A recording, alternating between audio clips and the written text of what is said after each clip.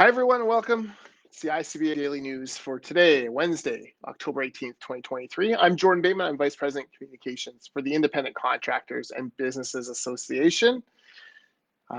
As always, actually, I'm going to give you a heads up today on three different things. Sorry, interest rate predictions, Justin Trudeau's spending, and Calgary's construction labor shortage. Okay, for links to sources, please go to icbaindependent.ca. That's www.icbaindependent.ca.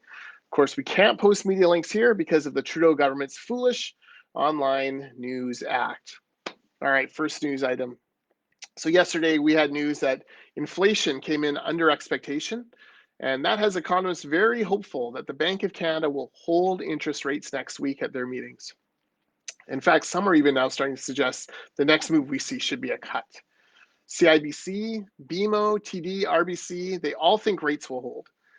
Said one economist, David Rosenberg, quote, "With recessionary pressure building across the economy, the central bank should begin to weigh the risks of staying tight for too long," unquote. So, economists tell us that there's a lag between changing the interest rate and seeing it evidence itself in things like consumer spending and in inflation. We now see this month's numbers, at least, have them confident that the cuts or the interest rate increases that have come in recent months are having a positive effect on the inflation rate. Of course, it's making life more expensive for homeowners and renters. So there is kind of a double-edged sword when it comes to interest rates. However, it does sound like most economists, everyone that I've seen so far, believes that the Bank of Canada will hold next week, not increase. So that's at least a little glimmer of good news. All right, going to Ottawa. The Independent Parliamentary Budget Office says the Canadian economy is stagnating. Yep, not just you, it's a lot of folks. But the federal deficit is soaring as the chickens of the Trudeau government's spending decisions come home to roost. Now, the Fraser Institute had an interesting study on this. And they pointed out a parallel universe. Loki is on Disney Plus right now, and we're talking about the multiverse. There is a parallel universe somewhere out there where the federal government exercised spending restraint starting in 2015. And if they did that, they could have run up a $23.3 billion surplus this year.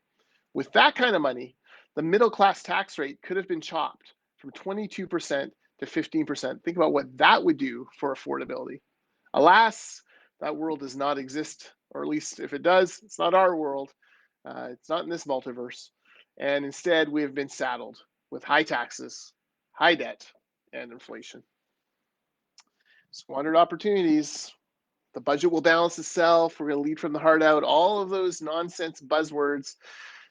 Yep, those chickens have come home to roost. And unfortunately, it's the people of Canada who have had to pay and suffer. All right, finally, Procore.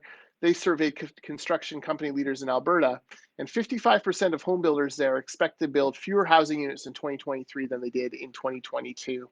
That's bad news on the heels of the City of Calgary's Housing Needs Assessment Report, which says the shortfall needed to reach affordable housing levels in the city is nearly 100,000 homes that need to be built.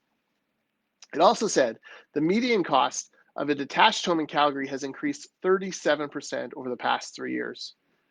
Worse, our friends at the Calgary Construction Association say there are 4,000 more workers needed in the industry just in Calgary.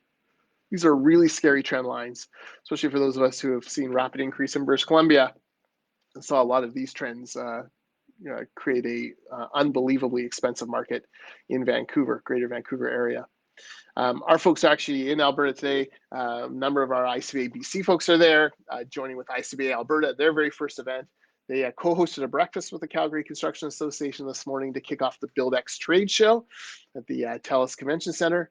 Clint Malarchuk, the former Buffalo Sabres goaltender, who had just an incredible story of mental health. Clint was the goalie who in 1989, a skate came across his neck and cut his throat open on the ice. And he actually held his own jugular in place.